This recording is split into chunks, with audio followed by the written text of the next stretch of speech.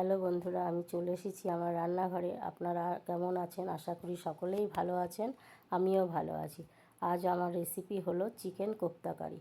এর জন্য কিছু চিকেন নিয়েছি, নিয়ে ধুয়ে সেটাকে মিক্সচারে কিমা করে নিয়েছি। তারপরে কড়াইতে তেল দিয়ে তেল গরম হয়ে গেলে কিছু পেঁয়াজ কুচি, এবার আদা রসুন ও কাঁচা লঙ্কার কুচি দিয়েছি, দিয়ে একটু ভালো করে ভেজে নিয়ে তার মধ্যে মাংসের কিমাটা দিয়েছি। এবার কিমার সঙ্গে ওই মশলাগুলো ভালো করে ভেজে নিয়েছি, একটু জিরের গুঁড়ো দিয়েছি, দিয়ে তুলে নিয়ে ওটাকে আবার মিক্সচারে দিয়ে একটা ভালো করে পেস্ট করে নিয়েছি। তারপর তার মধ্যে একটু টক দই দিয়েছি, একটু জিরের গুঁড়ো দিয়েছি, একটু কাশ্মীরি লঙ্কার গুঁড়ো দিয়েছি, একটু চাট মশলাও দিয়েছি, আর কর্নফ্লাওয়ার দিয়েছি।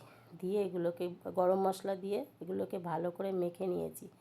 নিয়ে তারপর গোল গোল শেপ করে কোপ্তাগুলো বানিয়ে নিয়েছি। তারপর কড়াইতে তেল বসিয়ে তেল গরম হয়ে গেলে আমি কোপ্তাগুলোকে ভেজে নিয়েছি।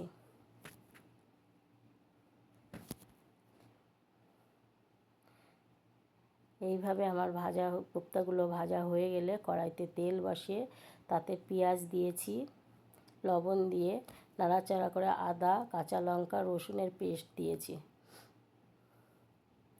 তারপর একটু ক্যাপসিকাম কুচি দিয়েছি, জিরের গুঁড়ো দিয়েছি, একটু ধনের গুঁড়ো দিয়েছি, দিয়ে অল্প একটু জল দিয়েছি যাতে পুড়ে না যায়। আমরা একটু তেল কম খাই, আপনারা চাইলে একটু তেল বেশি দেবেন। তারপর টমেটোর পেস্ট দিয়েছি, তারপরে কাশ্মীরি লঙ্কার গুঁড়ো দিয়েছি একটু কালারের জন্য, তারপর কষে জল দিয়েছি। এইবার এই ঝোলটা ফুটে উঠলে আমি কোপ্তাগুলো দিয়ে দিয়েছি। তারপরে বেশ কিছুক্ষণ ফোটার পরে কসুরি মেথি দিয়েছি, গরম মশলার গুঁড়ো দিয়েছি, একটু মিষ্টি দিয়েছি ও ঘি দিয়েছি।